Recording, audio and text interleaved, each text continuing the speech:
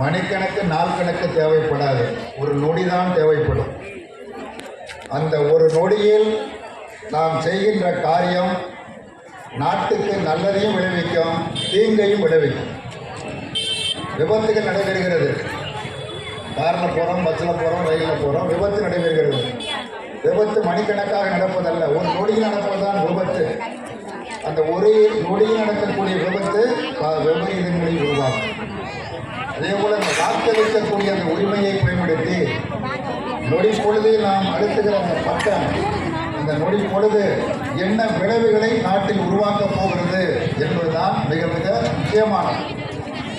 ஆகவே அனைத்து வாக்காளர் பெருமக்களும் இந்த இடைப்பட்ட அத்தனை நாட்களிலும் சீர்தூக்கி சிந்தித்து பார்த்து நாட்டுக்கு பயனளிக்கக்கூடிய நல்ல காரியத்தை செய்வதற்கு தமது வாக்குறுதியை பயன்படுத்த வேண்டும் என்று நான் அனைவரையும் தாழ்வணிந்து கேட்டுக்கொள்கின்றேன். எனக்கு முன்னர் பேசும்போது பல செய்திகளை சொன்னார்கள். ஆலங்குடி தொகுதியில் நமது பேரன்பிற்குரிய மாண்புமிகு அமைச்சர் மீண்டும் மெய்யநாதன் அவர்கள் போட்டியிடுகிறார். மெய்யநாதன் அவர்களை அறிமுகப்படுத்த வேண்டிய அவசியம் இல்லை. அவருக்கு ஒதுக்கப்பட்டிருக்கிற சின்னமான உதயசூரியனையும் அறிமுகப்படுத்த வேண்டிய அவசியம் இல்லை. மெய்யநாதன் இந்த தொகுதியினுடைய செல்ல பிள்ளை. மெய்யின உண்மை,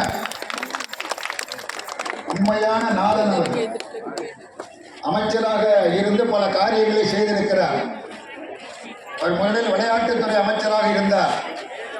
நான் இந்த எல்லையில் நுழைகிற பொழுதே பார்த்தேன், இளைஞர்கள் மாணவர்கள் விளையாடுவதற்கான விளையாட்டு அரங்கத்தை மிக சிறப்பாக உருவாக்கி இருக்கிறார். நுழைஞ்சோடனே அதுதான் முதல்ல பார்த்தேன்.